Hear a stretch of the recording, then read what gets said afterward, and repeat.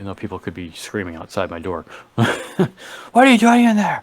All right, counting down from 5, 4, 3. Welcome back, Cryptonauts, to a next episode of Cryptocurrency Chat. This is episode number, as we made earlier, a note of 435. Right. 435. That is what? 2/3? No, 2/5, slightly more than 2/5 of 1,000. On our way to 1,000. Thousand. Anyways, my name is Jake Deberly, and my co-host here is John. Hey. Blockchain John. And so, what's going on, John? Good, man. Just taking it easy, and just happy to be on the podcast once again because I love doing this. I probably don't sound as energetic as usual, but yeah, I enjoy doing this, man. Yeah, it's the fun part at the end of the day. Yep. You get to do the thing you've been looking forward to all day. Say not always. Anyways, I enjoy it myself. As you guys can probably see here on the screen, we've got the T-shirt shop up with the black diamond hands and the white diamond hand shirts, plus the stack stats and huddle and the back of stats. Oh, actually, that is the back. That reminds me, I gotta buy one of these. Back of the diamond hands shirt says "Diamond hands never sell," and we will be putting up more shirts in the near future. Thank you for your support for those who are buying shirts.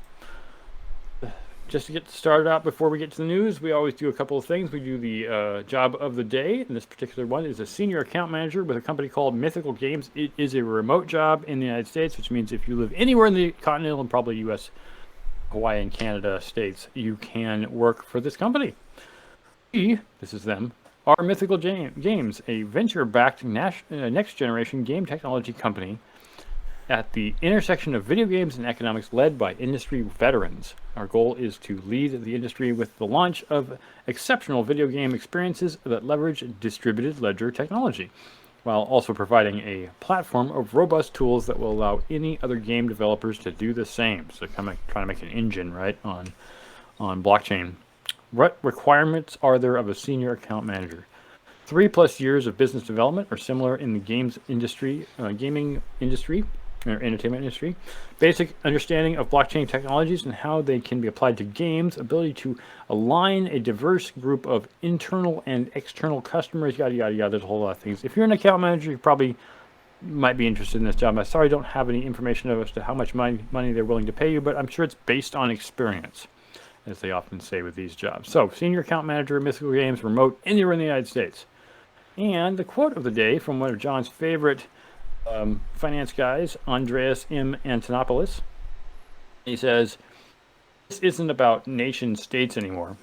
This isn't about who adopts Bitcoin first or who adopts cryptocurrencies first, but rather because the internet is adopting cryptocurrencies, and the internet is the world's largest economy.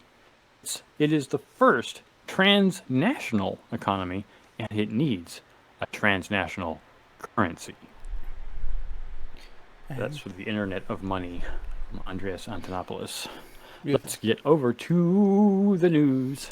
All right. Oh, you got to do the Quintry. Oh, sorry. I should plug that. I usually plug it at the end, too. But yes, you guys would be willing to support us, not just by buying a t-shirt. Buying a t-shirt's a way to remember us, but if you want to support us, you can always give us certain coins, Bitcoin, Ethereum, BNB, right? USDC or GUSD. Those are stable coins we support. As well as DAI.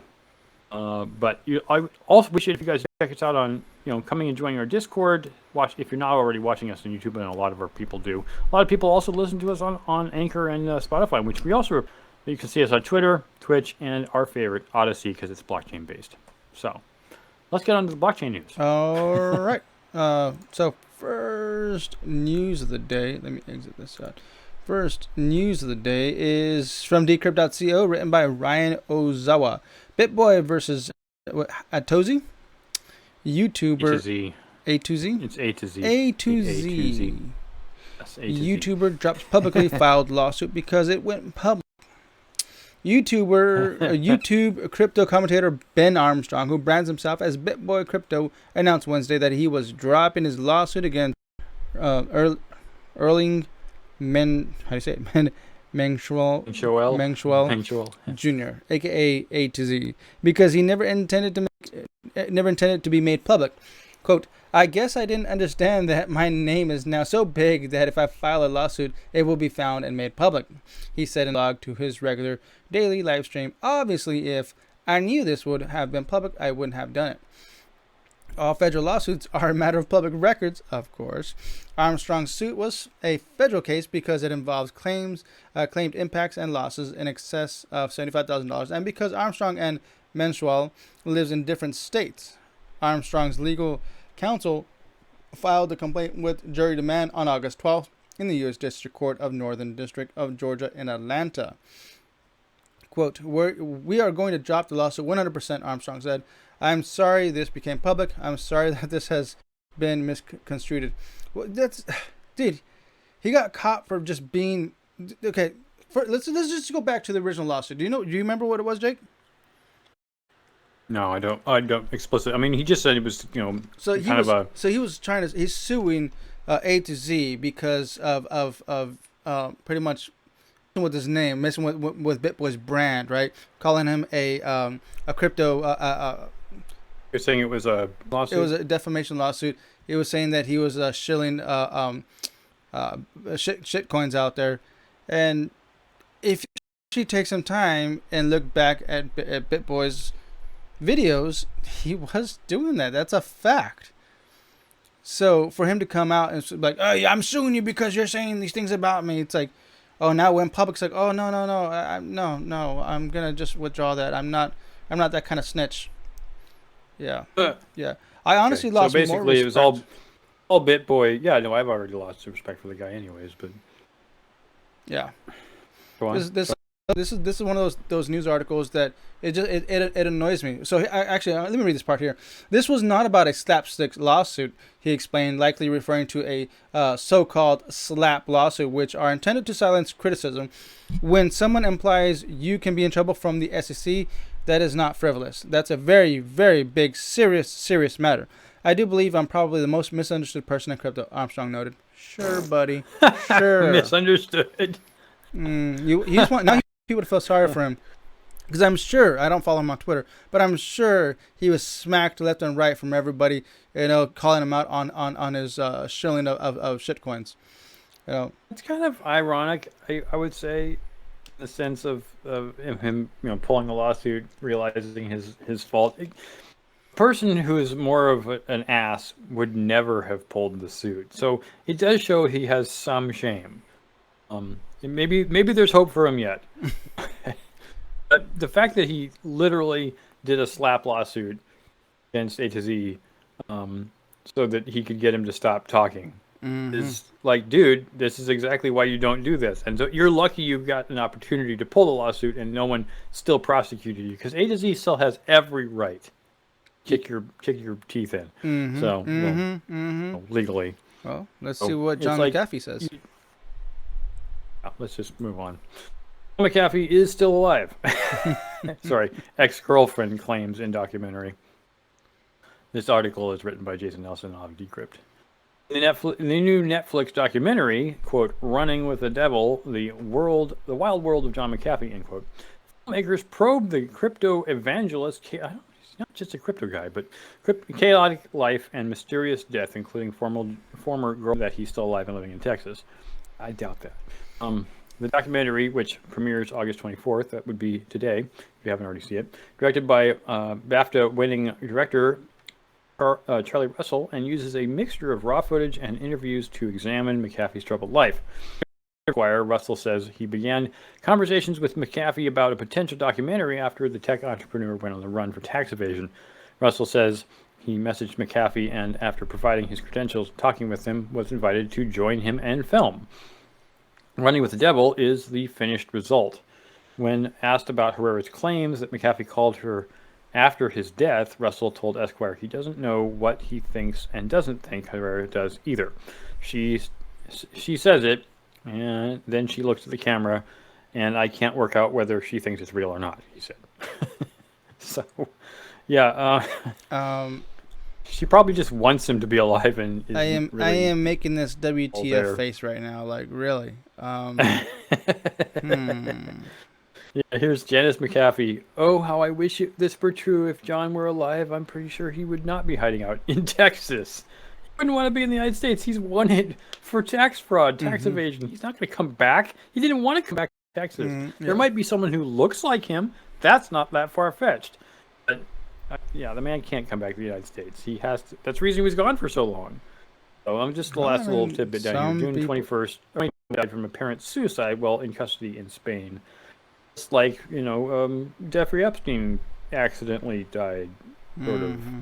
Hmm. Actually, I wouldn't personally believe that McAfee might kill himself. He was already pretty crazy. He was already going, insane. And I'm pretty sure he knew he did not want to live the rest of his days in a jail cell, or even like, what's his name, WikiLeaks guy. I can't remember his name. Anyways, it's right on the tip of my brain. But anyways, we know who what we're talking about. Yeah. But yeah, nobody wants to live in a jail cell, even if it's a jail cell outside the United States. Nobody wants to go to trial in the United States. John McAfee knows what he did wrong. Julian Assange. John McAfee knows what he did wrong, and at that point, I think he was ready to end his days. Right. This is pretty deep shit. So yeah, but you're talking about Julian Assange, right? Yeah, no, Julian Assange is a comparison because Julian Assange lived in he lived in that little tiny little space in the what was it, Argentinian annex there in England for like 7 years. That's not fun. That's not cool. It's not a life. He basically was in jail already. Yeah. He's in jail in a different country. And yeah, that's where John McAfee was. Yeah, I watched a documentary on Assange, and at the end when they're showing surveillance from inside of his little dwelling, dude, that guy was just miserable. Yeah. It's no fun. It's no fun at all. When you've done this thing, this is the thing that sucks when you've got the United States government up your butt. So it's never fun. I mean, talk to the people who live in Guantanamo Bay, right? Assuming they were still alive. Anyways, let's not concentrate on this. It sucks that he's dead, and I don't believe he's still alive. And let's just move on. All right. So next news, once again from Decrypt.co, written by Kate Irwin. Coinbase CEO says exchange is cutting cost, focusing on subscriptions. Badly battered by the crypto bear market, Coinbase is cutting costs and shifting its revenue model, says CEO Brian Armstrong. In Q2 of this year, Coinbase saw a 60% drop in revenue and reported a $1.1 billion net loss. In an interview with CNBC published Tuesday, Armstrong reflected on the crypto exchange's decade-long history and plans for the future. One big takeaway, Armstrong wants to move away from the trading fees and its main source of revenue, explaining that while such fees bring in revenue during bull markets, that cash flow dries up when the bearish sentiment takes hold. Quote, "We're investing today so much in subscription and service revenue," Armstrong said of his plans for the future. "We're realizing that trading fees are still gonna be a big part of our business 10 years from now, even 20 years from now. But I'd like to get to a place where more than 50% of our revenue is subscription and services." He said that currently 18% of Coinbase's revenue comes from subscription services. What kind of subscriptions will Coinbase offer in the future? That's a number in the works, Armstrong said, hinting at subscription. Go ahead. This is the kind of thing we haven't talked about Robinhood in quite some time, but it's kind of where Robinhood was going. Robinhood's like, hey, I see that you guys are trading with crypto or stocks. Would you want to do margin trading? Just 2x margin trading, or maybe X or something. Hey, we got a service, $10 a month, and you can margin. I think they're doing another service now. I don't remember how much money it is, but basically, quote, pro services, which is exactly what Coinbase is going to here. Pro services, other features that most people don't do, where you're not getting charged just for your trading fees, but they offer additional, like, hey, it's cheaper trading fees if you just pay us monthly, because they know you're not going to use it constantly. There's only going to be maybe 10% of the people who are actually using the service to its fullest, like you, John, right? You use your mobile data service really heavily.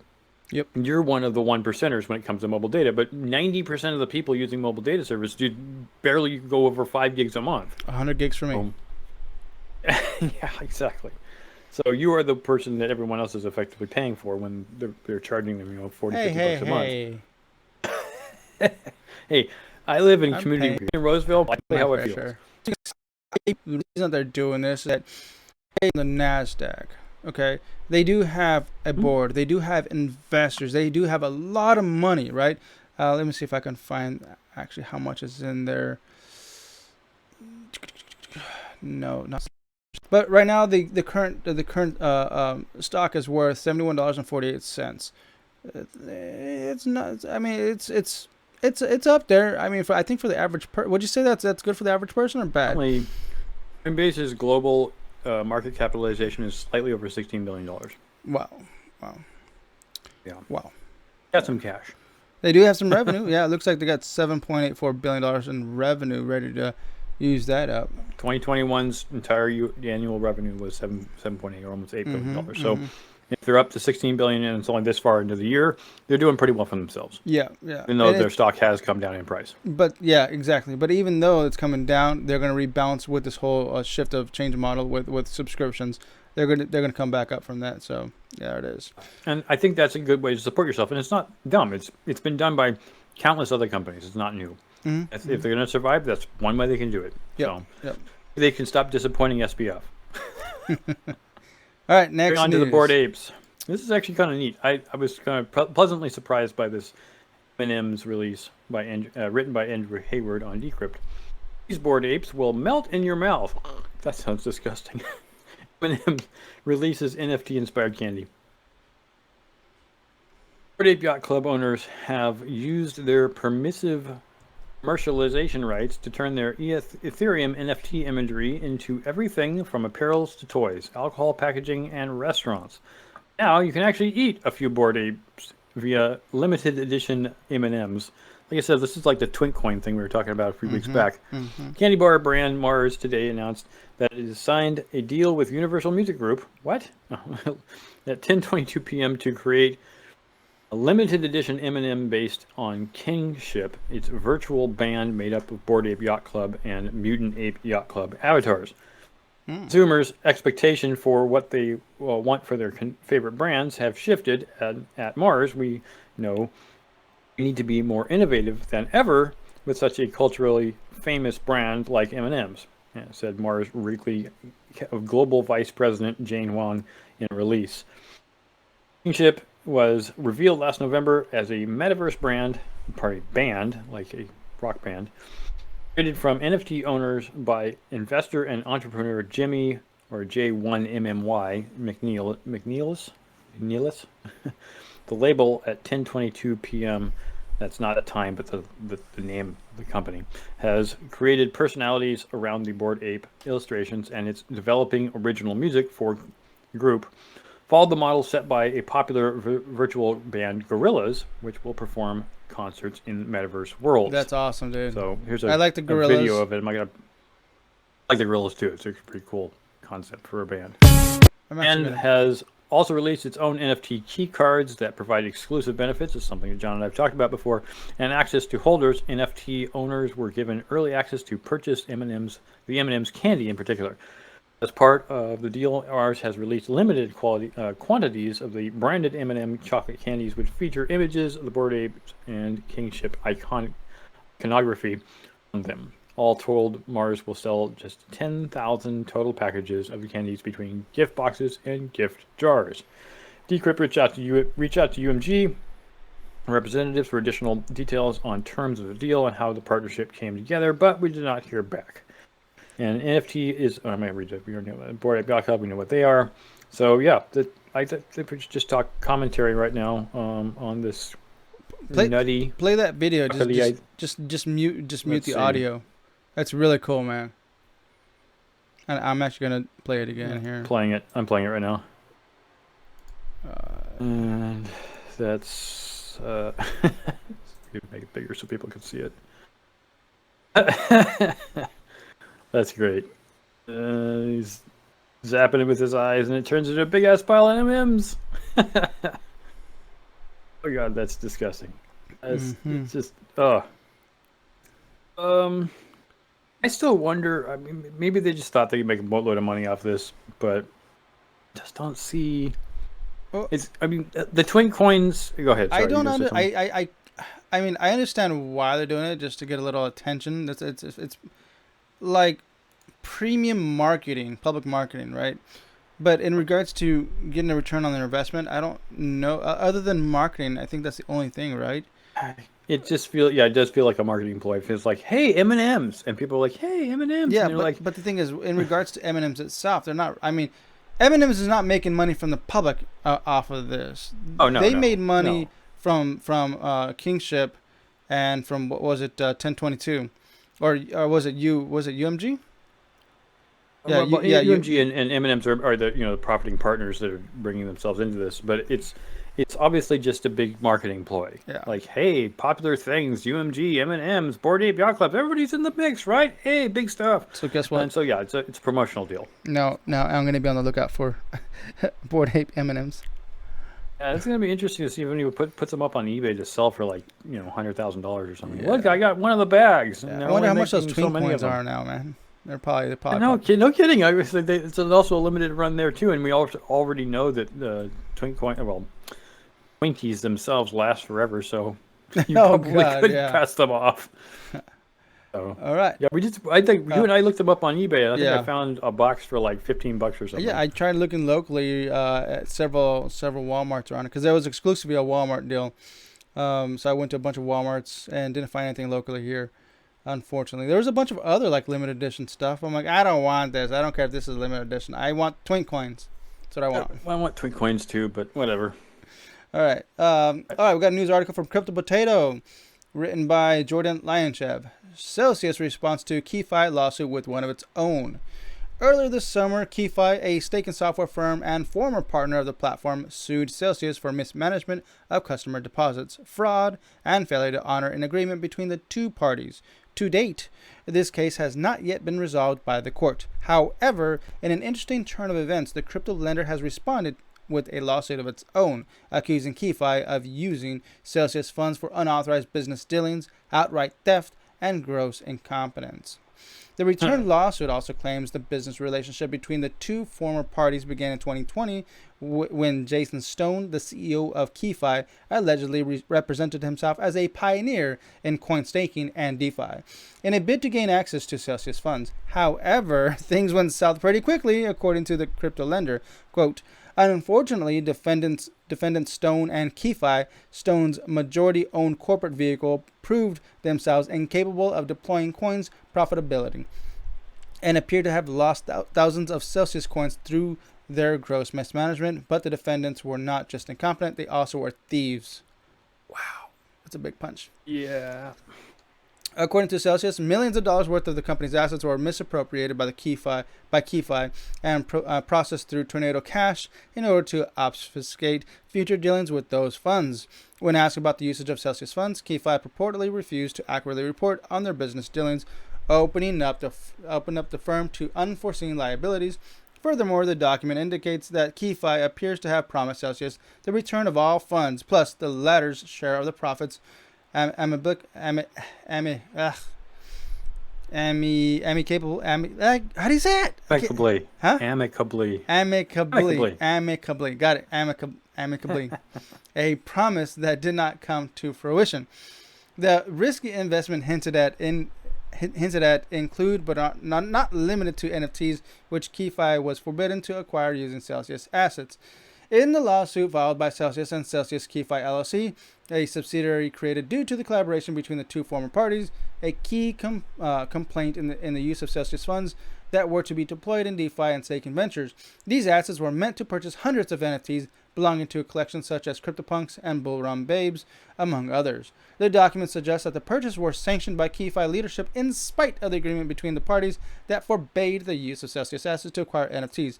Furthermore, a number of the NFTs were later sold, allegedly netting Celsius seven-figure returns, which they pocketed. Although the lawsuit could be nothing more than a wild bid to secure funds that would help Celsius to recover from bankruptcy, it's up to the courts to decide if there's any truth to the acquisition or if it's just a response to the previous one. Mm-hmm. Well, I mean, That now I we know mean, where some of the money went, right? What's that $1.2 billion that Celsius was missing? Was that due to KeyFi? well, I mean, I'm gonna be on KeyFi's side on this only because I want my coins out of Celsius. So I go mean, I Celsius. agree with that, but it feels like Celsius is blaming KeyFi for losing its money, Yeah, which it effectively did. I'm sure that they're gonna be pointing fingers at a lot of people for sure. Anyone but them. It wasn't their fault, right? I mean, a lot of the loss, and honestly, of the $1.2 billion it seems to be missing, I think it's just the devaluation of coin. There's nothing you can do about that, right? You lose money because the coin isn't worth as much. Okay, but that's Sucks, but aside from the fact. I don't care if it goes down in fiat value. My coin is still my coin. It's if I put in a right. But what Celsius is basically saying, and what I see here, although it's obviously a KeyFi lawsuit, is that they gave this money to KeyFi. KeyFi was going to return the value, but they didn't. So it makes sense why this is going on. It sucks. It sucks for us, but it's also because, in effect, Celsius trusted our money with someone else. And that someone else didn't do what they said they were going to do. So it is kind of a weird, like, well, it's not our fault, it's their fault. Like, yeah, but we don't. Well, I've always said this to people before, and I'm going to take a little short aside here. When you're working in service industry, doesn't matter who you're serving, what the customer it is. It's not the customer's problem what you did. The deal is between you and the customer. It doesn't matter what some other company did with your money. It might piss you off that they did something bad with your money, that the company's money, right? But that's not between you and the customer. The customer shouldn't be told what the mistake was that you made with that other company. It's not their business. It's nothing to do with them. So stop. I mean, we're reading this because it's news about this, but if Celsius is going, but look, KeyFi over there, we don't care. Deal with that stuff with them and give us our money back. Oh, you don't have it? Well, we're suing you. Sorry. You trusted someone else, and that's not my deal. You know, it sucks. Totally get that. So that's not my deal. That's the way You Celsius. didn't make a deal with KeyFi. You made the deal with KeyFi. You deal with it. Right. So. But that's the way Celsius was structured, was to be the middleman with larger companies out there that were going to be able to trade those. Because there's no way that you and I were going to be able to say lend our money directly with KeyFi. There's no way they won't do that. That's the whole thing of collecting large sums of money. I mean, the banks do this all the time. It's not new. So. Yeah. Last article here from famous hottie, NATALIE Brunell. This is what made me go from traditional media to full-time Bitcoin. This is written by George Georgiev.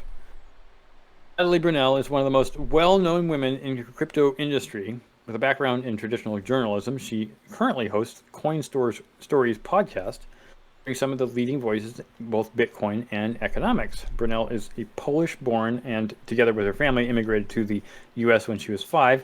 She has broad experience in the traditional media, covering breaking news, enterprising reporting, as well as features. Some of her previous roles include the top-ranked NBC station KCRA-TV, as well as being a national correspondent for ABC News 1 based in Los Angeles. A few years ago, however, she started a new chapter in her professional life, going from full-time Bitcoin and starting the Coin Stories podcast. In the episode of the Potato podcast, NATALIE Brunell tells us what made her take this giant leap, which are the most interesting stories heard on her podcast. Michael Saylor, of course, women in blockchain. We also chat about the current market condition, whether or not Bitcoin hit bottom yet to find it, how the broader market shaping up, and if there has ever been a cryptocurrency that would replace Bitcoin. So here's that YouTube video. I am not going to play it. My family lost everything in 2008. NATALIE Brunell was born in Poland. Okay, this is her life story. I don't know if we're going to get through this whole thing. It's a pretty long article, but basically, she was born in Poland. Her family was living in a communist regime, according to her, and it was a dream to immigrate to the United States, pursuing the American dream. This finally happened when she was 5. Okay, well, maybe it wasn't her dream, it was her family dream. My parents came to the U.S. when they were in the late 30s, 40s, and had a new country with a new language. I saw them work really hard and instilled with me a strong work ethic. Another quote, she says, "They lost everything in the financial crisis of 08, 09. That's when I also started my television career.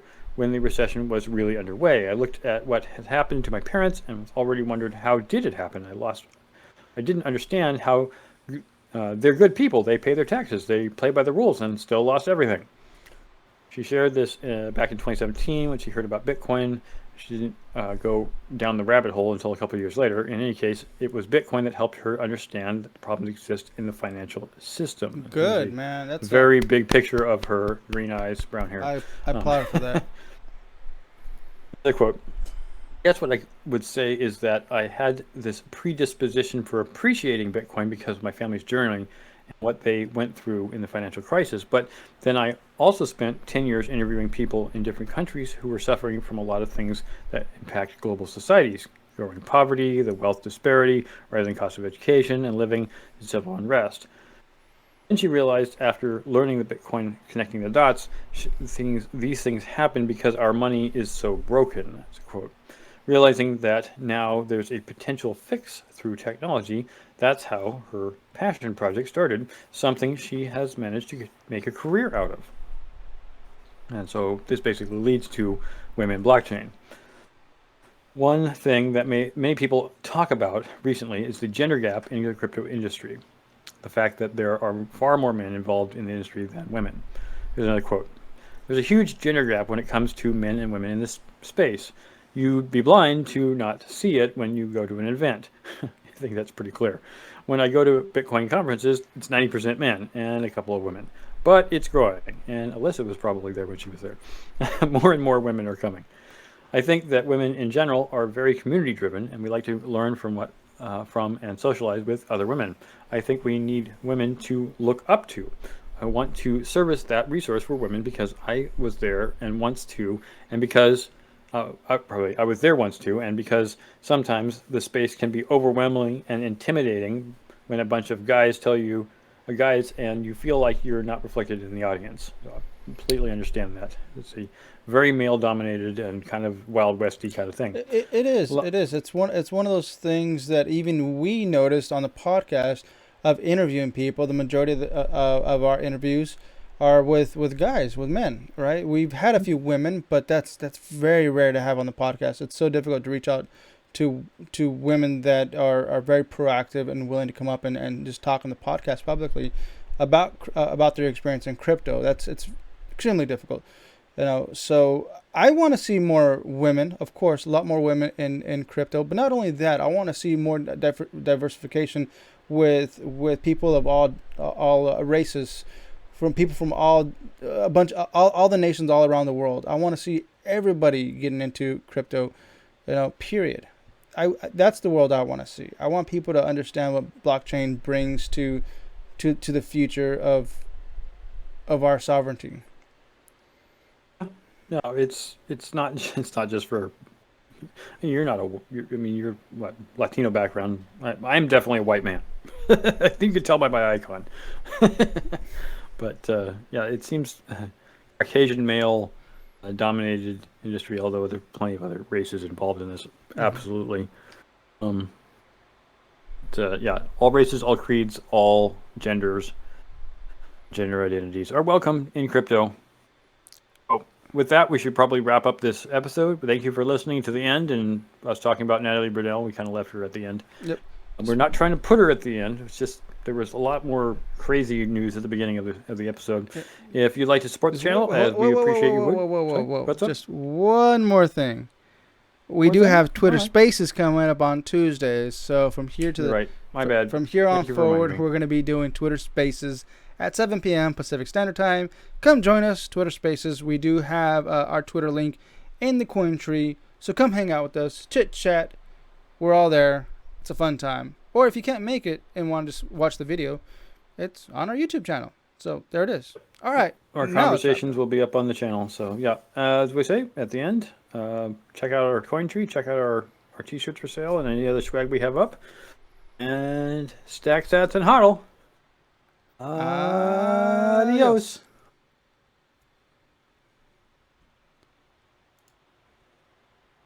I'm clear.